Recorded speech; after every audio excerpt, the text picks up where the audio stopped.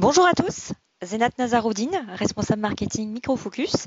Bienvenue à notre webinaire réalisé avec succès votre migration vers ALM Octane. Nous allons déjà démarrer avec quelques conseils pratiques pour utiliser l'outil. Donc, comme vous pouvez le voir, vous pouvez poser vos questions à tout moment dans le module questions qui se trouve en bas à droite de l'écran. Et nous n'y manquerons pas d'y répondre à la fin de la session. Vous pouvez également télécharger la présentation slide et la documentation dans le module Handout qui se trouve également en bas à droite de l'écran. Donc, une fois qu'on a dit ça, l'agenda. Que va-t-on découvrir aujourd'hui? On va faire une rapide introduction sur les solutions ALM Octane de Microfocus et le gros du webinaire, parler bien sûr des meilleures pratiques pour une migration réussie. Et on finira par une session de questions-réponses. Donc là, je vais passer la main à nos deux speakers aujourd'hui. Donc Gérard Daniel, qui est notre consultant expert sur la partie DevOps et ALM Octane, et Eric Touez, qui est notre consultant également expert sur la partie Professional Services. Je vous passe la main.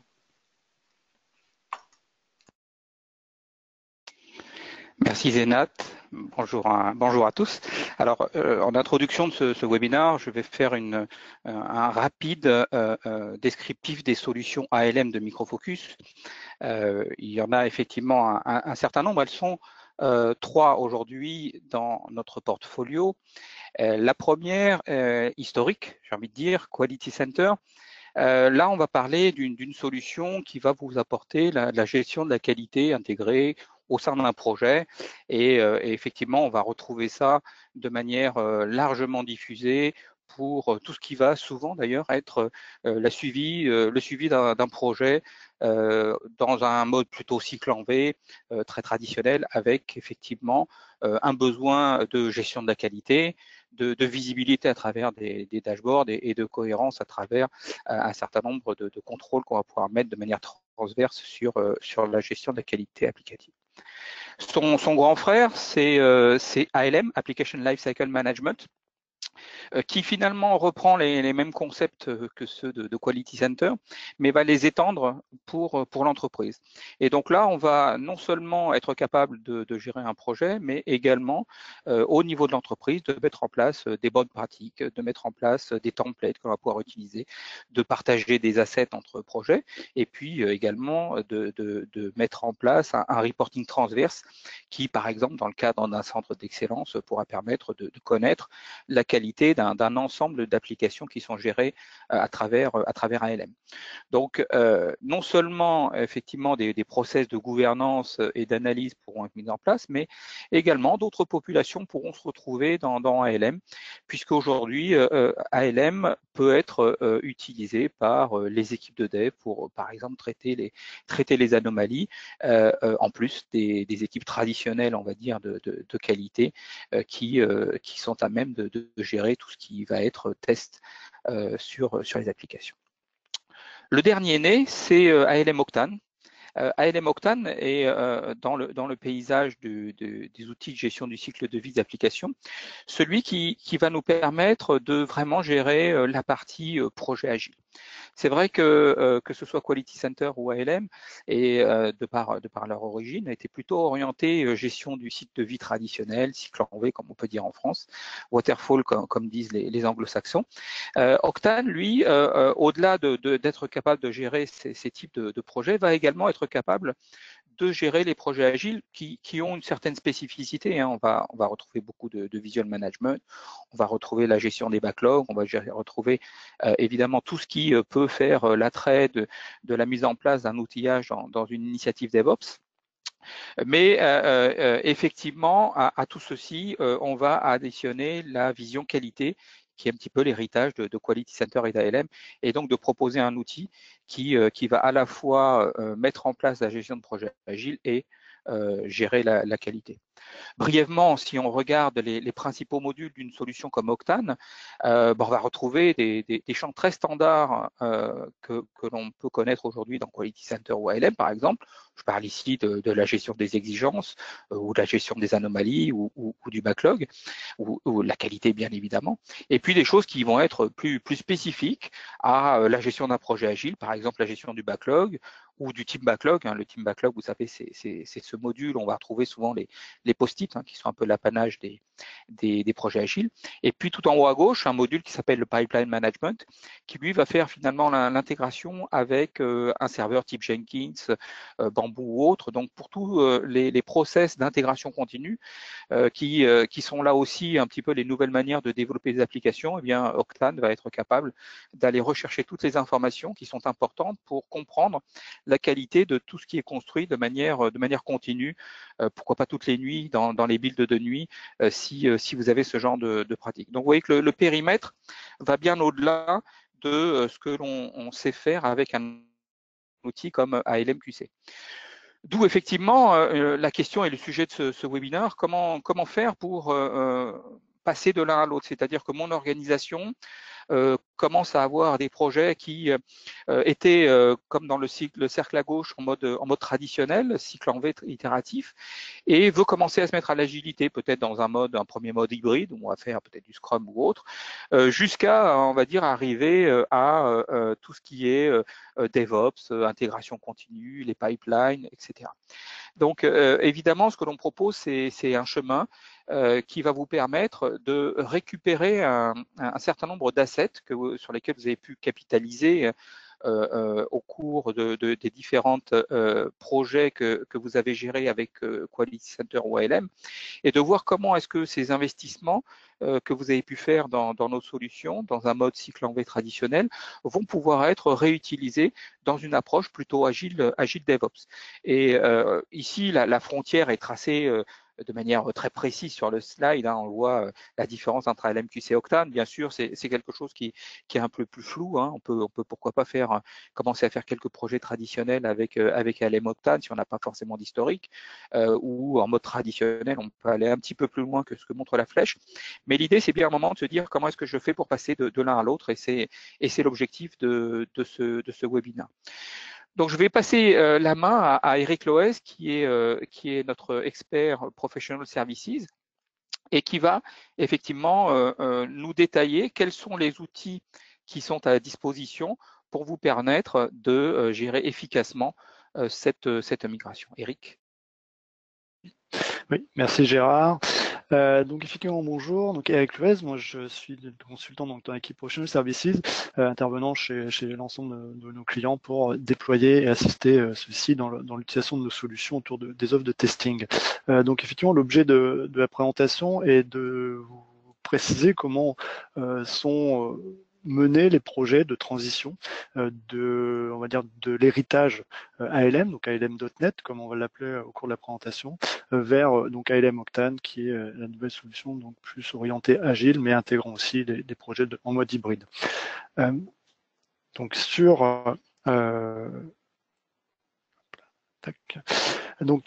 tout d'abord, effectivement, quels sont les challenges à adresser lors de cette migration?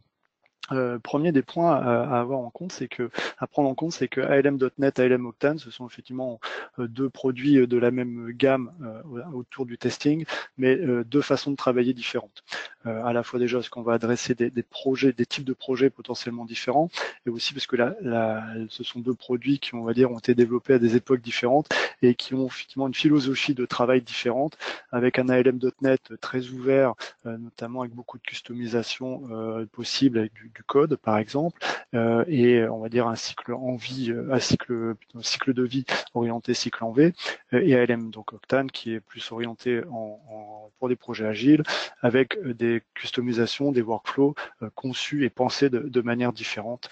Donc c'est déjà cette première chose qu'il va falloir appréhender, c'est comment finalement, au-delà de la migration des données en tant que telle, comment je vais mettre en œuvre Octane et quel va être mon mode de déploiement de cette solution. Deuxième aspect bien sûr à prendre en compte lors de la migration, c'est la charge de travail. Cette charge qui va être bien sûr plus ou moins importante selon les volumes de données qu'on va vouloir récupérer. Donc c'est ce qu'on verra par la suite.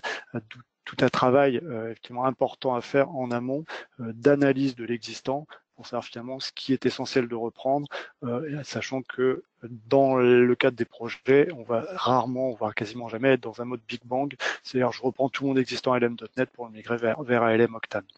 Le troisième point étant bien sûr la nécessité d'avoir des ressources et surtout une expertise autour de ce type de migration, puisque derrière la récupération de ces données, il faut une maîtrise bien sûr des API REST notamment, pour pouvoir récupérer donc depuis ALM.NET et migrer en ligne vers ALM Octane l'ensemble des informations.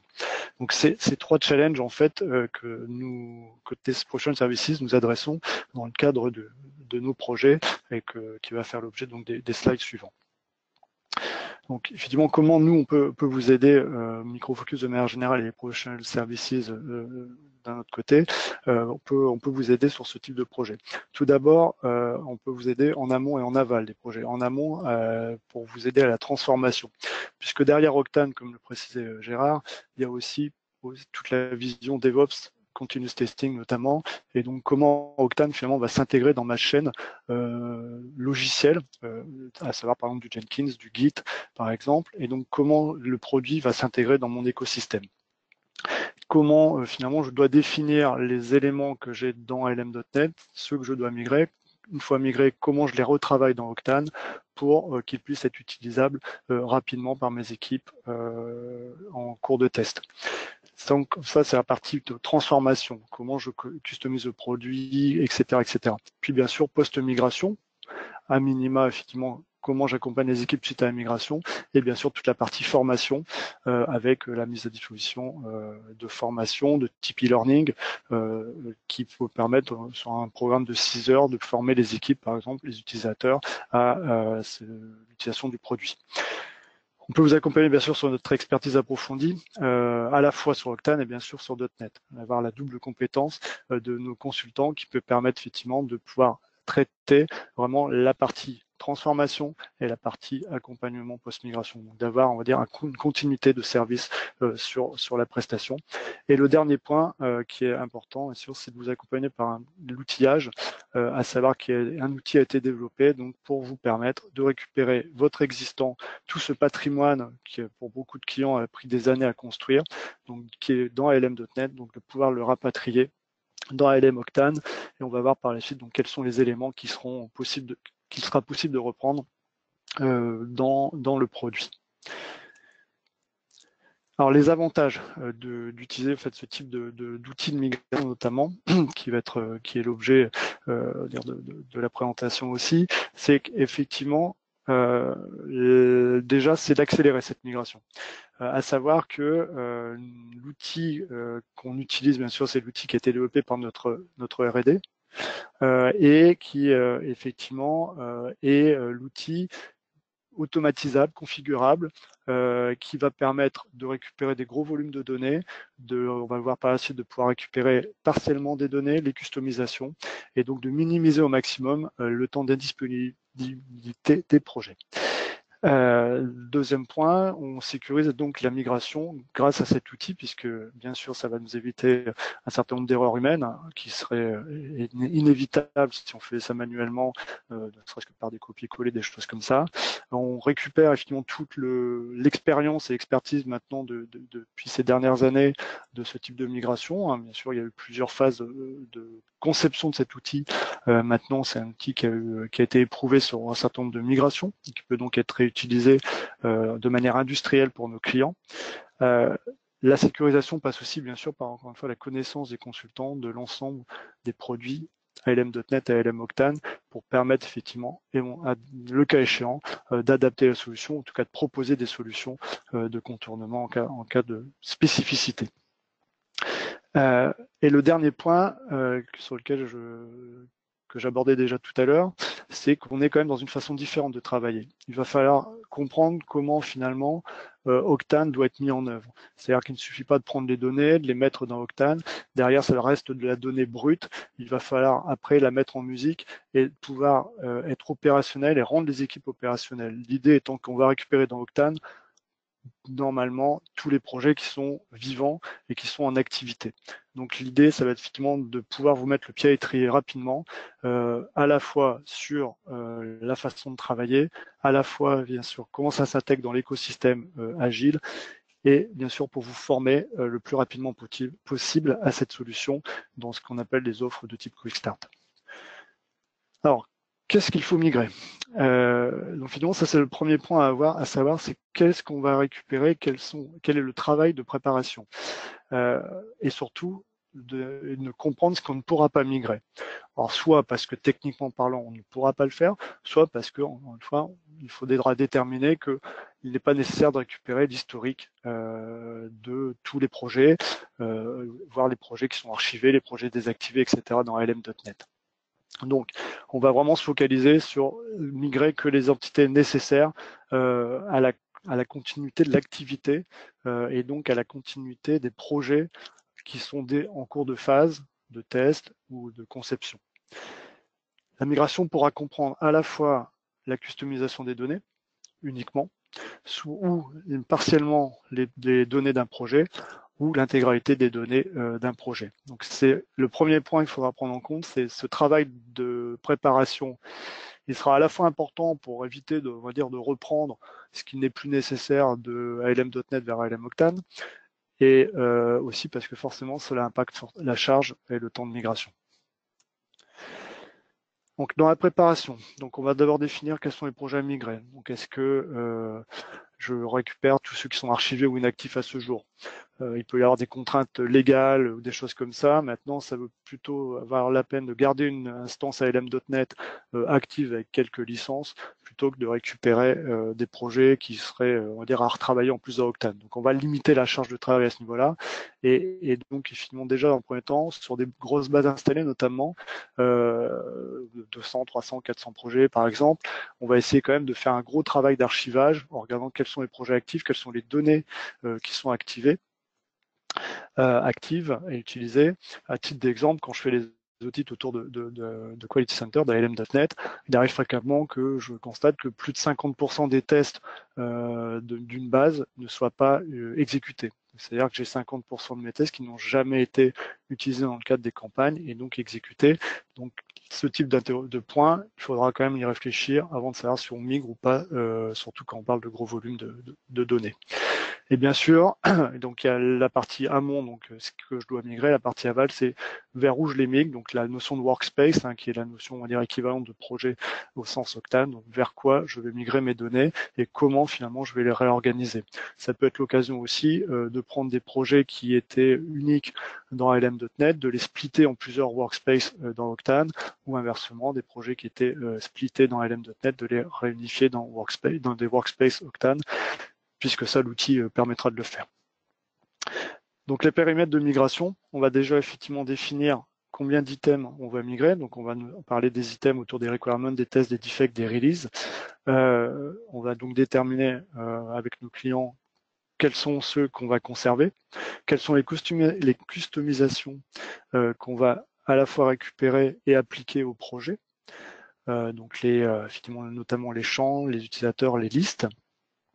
Et surtout, quels sont les items qu'on ne saura pas migrer. C'est-à-dire que, par exemple, les BPT, les certain nombre de tests automatisés, je vais revenir dessus par la suite, seront des éléments qu'on ne pourra pas récupérer. Afin de minimiser les risques, on va vous inciter fortement à diminuer le volume de données à migrer. Tout simplement, encore une fois, pour on va dire, diminuer la charge et la complexité. Les historiques autour par exemple des tests, des anomalies, tous les runs au niveau des tests, il va falloir poser la question de savoir est-ce que je les garde, combien j'en garde et sur combien de cycles, combien d'années par exemple pour les runs, je vais les garder. Bien sûr, on passera sur des phases classiques de tests de migration, de validation du contenu de la migration. Et de toute façon, on vous préconisera de passer par des projets pilotes, de toute façon qui est le déploiement, à dire assez standard qu'on voit en ce moment chez nos clients, de pas être dans un mode Big Bang, de dire je passe de ALM.NET à ALM Octane, mais plutôt de commencer avec une instance Octane, des projets pilotes, et puis derrière, on va dire une industrialisation de la démarche. Donc les éléments migrés, on va pouvoir récupérer tout ce qui est release et cycle target, donc cible, donc ce qui est l'essentiel, ce qui va devenir des backlogs, des sprints au niveau de Octane, les defects, les anomalies, les tests manuels, les exécutions de tests manuels, les exigences, les pièces jointes et les liens entre ces différentes entités. Donc, vous voyez, on récupère quand même pas mal de choses et bien plus détaillé. Ce qu'on récupère pas, c'est au niveau de tests automatisés tout ce qui va être test avec des ressources partagées. Donc tout ce qui va utiliser le module test resources du FT, les bibliothèques de fonctions, les object repository partagés. Ça, c'est des choses qu'on ne peut pas migrer, qui devront soit rester dans LM.NET s'il y a un projet spécifique là-dessus et on se dit que ce projet ne sert qu'à de l'automatisation, ou il faudra qu'il soit recréé manuellement dans Octane. De manière générale, s'il n'y a pas de ressources partagées, par contre, les tests UFT pourront être récupérés par l'intermédiaire d'un job Jenkins. Les composants BPT, ça on ne pourra pas les récupérer puisque en tant que tel, la notion de BPT n'existe pas à ce jour dans LM Octane. Donc, dans ce cas-là, il faudra effectivement réfléchir d'un point de vue conceptuel à comment on peut reproduire ce type de fonctionnement dans Octane. En tout cas, ils ne pourront pas être migrés automatiquement. Autre petite limitation, c'est qu'on ne récupérera pas tout ce qui est paramètres et configuration de test. Au niveau des runs, donc effectivement, on va pouvoir recréer les test sets de ALM vont être transformés en test suite dans Octane, donc on va dire l'équivalent d'Octane. Par contre, on ne pourra pas refaire le lien avec la notion de run, c'est-à-dire que tous les runs liés à des test sets, eux, ne pourront pas être repris. On reprendra les runs individuellement au niveau de chacun des tests, mais pas au niveau d'une campagne complète. Donc ça, cet historique-là n'existera plus dans la partie migration. Après, quelques éléments au niveau des releases, des cycles, on ne récupère pas, les pièces jointes, les milestones. Au niveau des customisations dans les listes, toute la notion de hiérarchisation des listes, telle qu'on peut l'avoir dans LM.NET, c'est quelque chose qu'on ne reproduit pas dans Octane. Et il y a un lien qui n'existe pas dans Octane à ce jour, c'est le lien test, manuel test defect, qui lui, bien sûr, ne pourra pas être repris non plus. Donc ça, c'est vraiment, ce sont les limitations à ce jour de l'outil.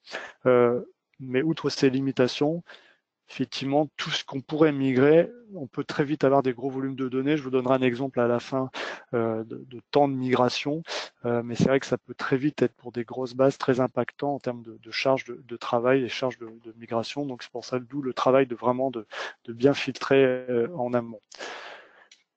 Juste un slide très rapide sur l'outil. Donc c'est un outil qui a été développé par notre R&D. C'est un outil Java, développé en Java, qui est configurable. Donc il y a un outil qui se lance en ligne de commande, qui est très bien documenté dans tout ce qui est log, statistiques d'avancement, qui pourra permettre de faire des migrations partielles, donc en utilisant des filtres sur les anomalies, les tests manuels, les campagnes, qui va permettre aussi de pouvoir repartir de migrations précédentes, donc de pouvoir être exécuté plusieurs fois sur le même espace, et donc de pouvoir, comme je vous ai dit tout à l'heure, faire éventuellement dans un même workspace des migrations cumulatives, donc de pouvoir effectivement dire je prends plusieurs projets ALM.NET et je remets tout ça dans un workspace, donc je vais pouvoir alimenter mon projet. On peut traiter des gros volumes de données, même si encore une fois l'orientation va être de dire il faudra quand même qu'on simplifie le volume et les données qu'on va récupérer. Et un point important, prérequis, il faut être dans une version LM.NET à ce jour, qui est la 12.2 ou la 12.53, qui sont officiellement les deux versions supportées autour d'ALM.NET. Ça veut dire qu'on ne l'a pas testé sur une 11.52, une 11.0 ou une 10. Donc là, ouais. Si vous êtes dans ce cas de figure, il faudra qu'on voit si il faut passer par une migration préalable ou si il faut qu'on revalide l'outil sur ces migrations, sur ces versions-là. La R&D n'ayant fait ses tests que sur la 12.2 et la 12.53. Donc nous, on vous accompagne sur des projets dits clés en main, donc c'est des projets au forfait. On a un calculateur existant qui nous permet assez rapidement, à partir du volume de projet, votre version, etc., de pouvoir rapidement revenir vers vous sur des chiffrages et des estimations de budget. Donc nous, le projet qu'on préconise, finalement, sont des projets dits clés en main, donc avec un déploiement de bout en bout, de la conception. Donc dans le cadre de la conception, ce qu'on appelle conception, c'est la spécification, des customisations autour d'ALM Octane, l'architecture donc du produit pour un déploiement en production, son installation, sa configuration, et effectivement derrière la réalisation à proprement parler de la migration des données donc de .NET vers Octane, avec toutes les étapes dont je vous ai parlé, à la fois la préparation qui sera très importante, l'installation de l'outil, le mapping et bien sûr toutes les phases de validation, migration à blanc, etc. Donc effectivement, donc, en termes de livrables, puisqu'on est sur des projets au forfait, hein, donc vous retrouverez un ensemble de livrables assez classiques dans le cadre de nos projets. L'objectif étant bien sûr de vous rendre totalement autonome sur la solution, avec un produit qui soit déployé, avec des données qui soient reprises et utilisables, bien sûr de suite, et vos équipes formées dans le cadre de vos projets, donc encore une fois avec des formations soit spécifiques, soit de manière très générique avec la partie e-learning. Titre d'exemple, hein, voilà, vous retrouverez ça dans la présentation que vous téléchargez. Voilà, vous voyez, on a fait un test avec à peu près 10 000 sur 10 000 par exemple items à migrer. On se retrouve à peu près pour 2 heures de migration lorsqu'on est en production. C'est-à-dire qu'on a quand même fait toutes les phases de préparation au préalable. Donc, dernier point, là, vous retrouvez finalement nos différents points forts, entre guillemets, différenciateurs, à savoir qu'on peut vous accompagner vraiment de bout en bout. Donc là, on a présenté la solution technologique.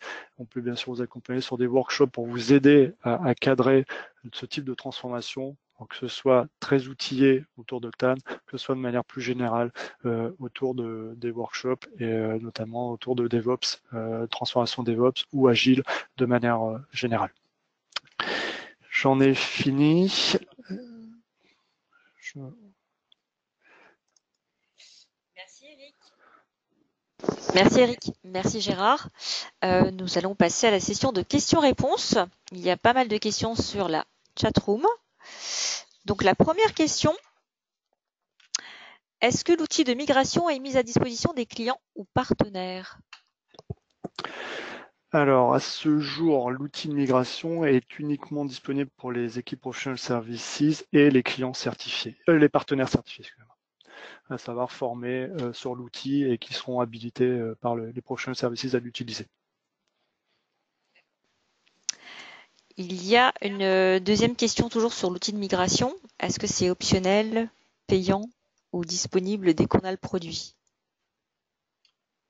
Donc, comme je viens de le répondre, en fait, c'est bien sûr payant dans la mesure où c'est une prestation de service où finalement il faut passer par un partenaire qui sera certifié. D'accord. Autre question, y a-t-il des limites, exemple volumétrie du repository, domaine, project à l'outil de migration? Pas à ma connaissance à ce jour, non, comme je disais tout à l'heure, on peut migrer sur des gros volumes de données, les tests ont été faits sur des gros projets, donc j'ai pas de connaissance de volumétrie, on va dire de limitation. Pour autant, comme je le précisais plusieurs fois, il faut quand même travailler sur la phase d'analyse et de préparation pour limiter et filtrer au maximum les données pour pas récupérer un certain nombre de choses inutiles.